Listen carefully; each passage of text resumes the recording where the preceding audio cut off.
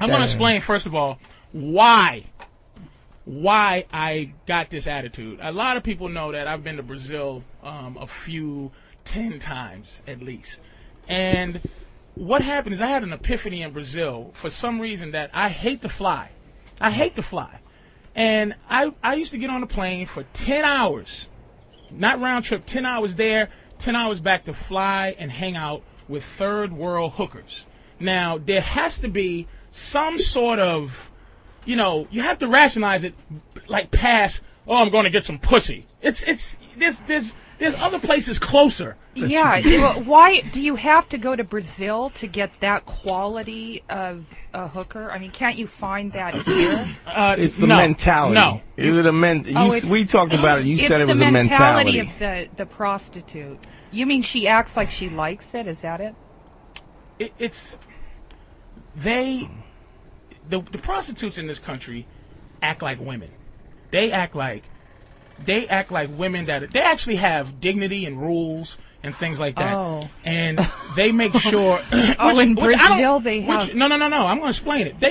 They in Brazil they pretend to love you so much that there's something about giving them money that you're not giving them money.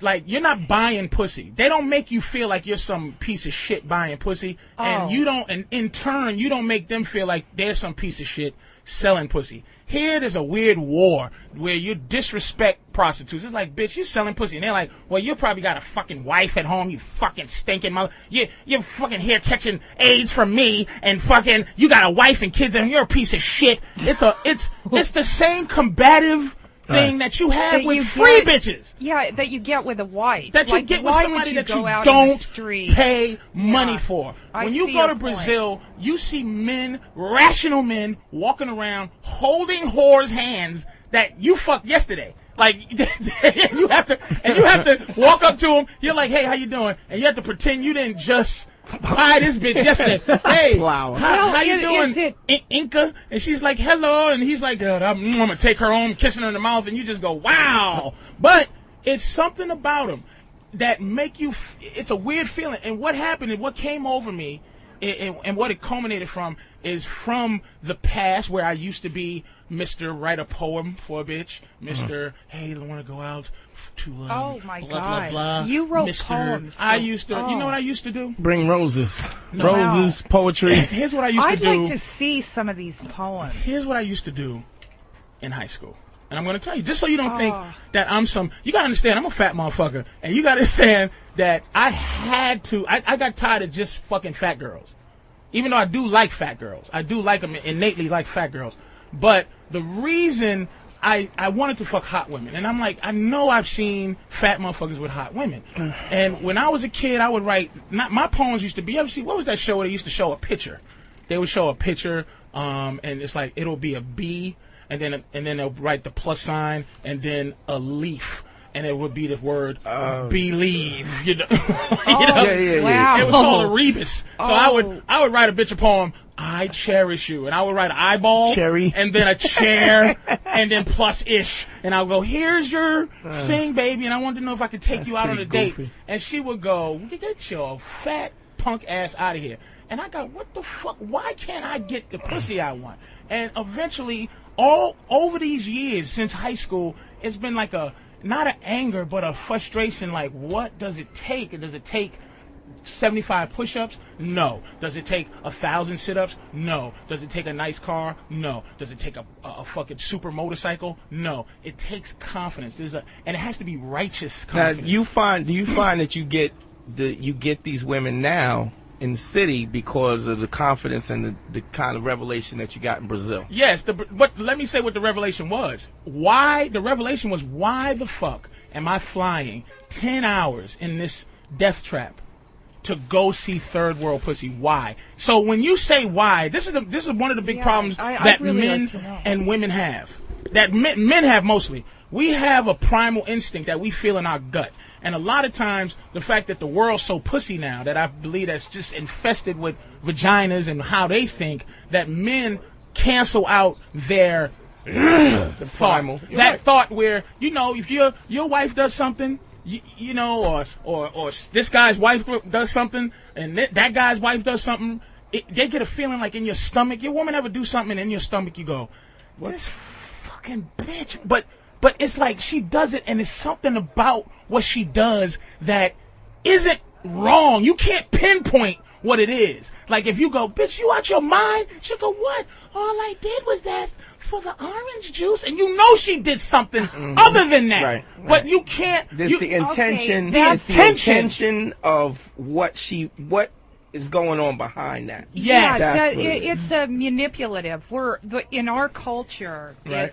women are raised to be manipulative. Raised by I don't even think they're manipulative I on understand purpose. what you're saying. Like she can't come out and say like I whatever she wants to say. It has to be something with the orange juice.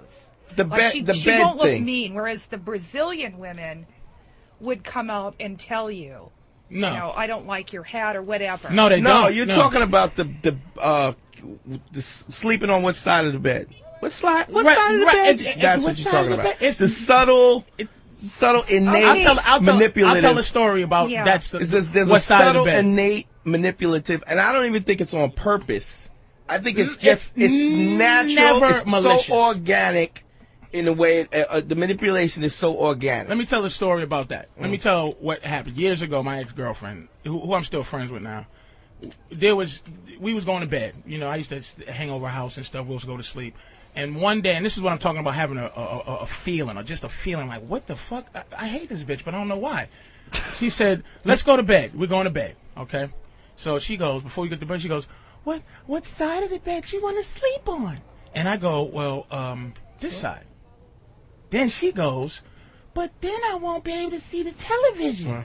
So I'm like, in my gut, I'm like, well, what the bitch? I didn't ask which side of the bed to sleep. Just get on the fucking side of the bed you want to sleep on. Why did you ask me that shit? So in my stomach, I wanted to curse her out. But in my mind, I'm like, wait a minute. If I curse her out for this, she'll be like, hello, police. This is the Raven Maniac here. Right. So what I learned to do over the last 5 years, and of course, like meeting with Dante, meeting with Kathleen, is I learned a way to just immediately become philosophical about my anger and go, okay, why am I angry?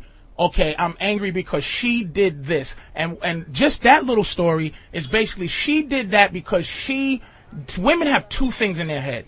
They have the thing that makes them go, I love you, you're a man, you're bigger than me, you're stronger than me, you fucking, I can't even open this pickle jar without you. And then it's the other side of their brain that goes, you faggot ass bitch, what the fuck you give a fuck? Why are you loving this motherfucker so much? So what they want is they want the girl shit at the expense of your manhood. They want your manhood when they want it. Here's the problem. I think you get a situation where men in general, when they meet women, they send the representative, what I call a representative. That's the public relation guy, the suit, where you have to send the Jerry curl guy with the gold teeth from the mailroom first. You got to send him up front. You can't do what?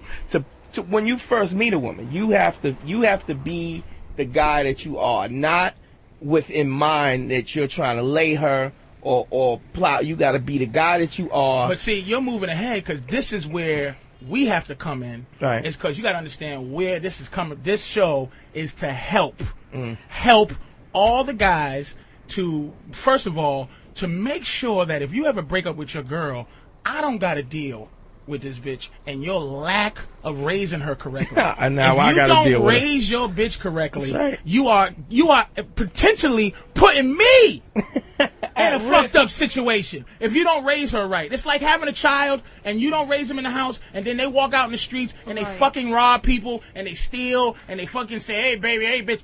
It's because the parent didn't raise them right. I got to deal with your horse shit, fellas. This show is basically to help men. In a nutshell, understand, to help you get to be able to introduce another option to how your girl thinks. Now, that's what this show is about.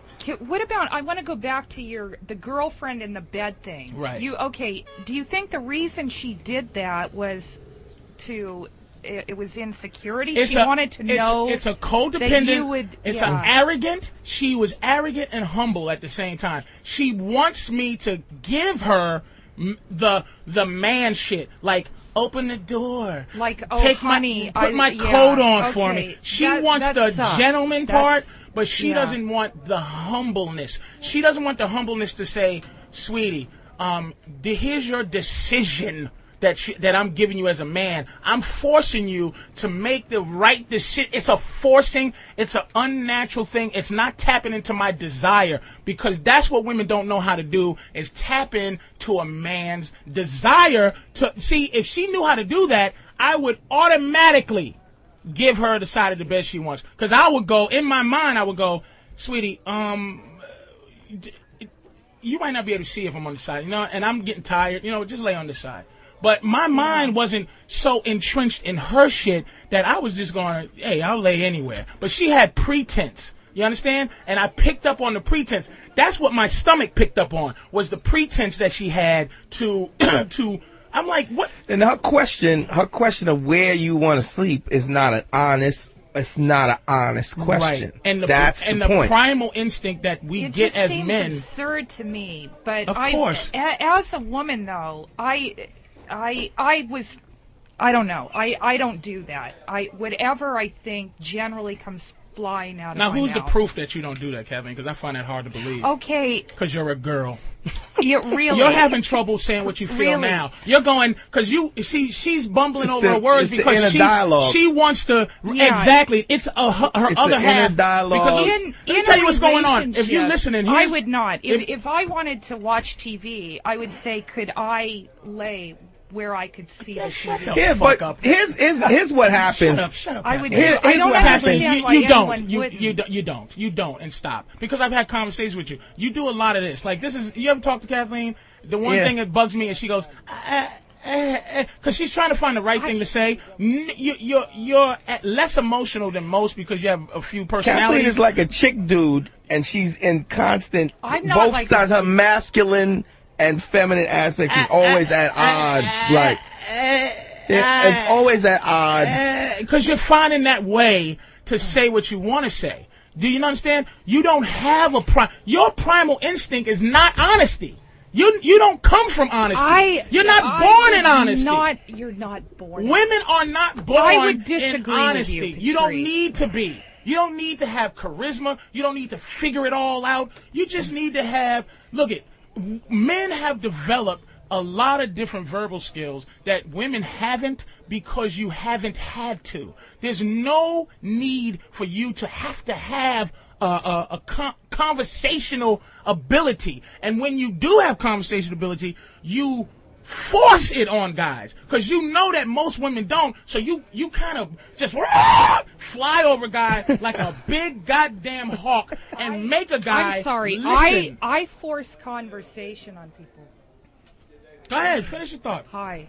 I'm sorry. You're wrong. I don't force conversation on people. You do. I mean, coming from you, that's absurd. But I know what I'm saying is infinitely more interesting. I know what I'm talking about. Yeah, because I actually not only do I have something. Here's something you do to a woman that will work 99.9% of the time. If she says, "Here's what I think," all you have to do to combat her is go, "Why?"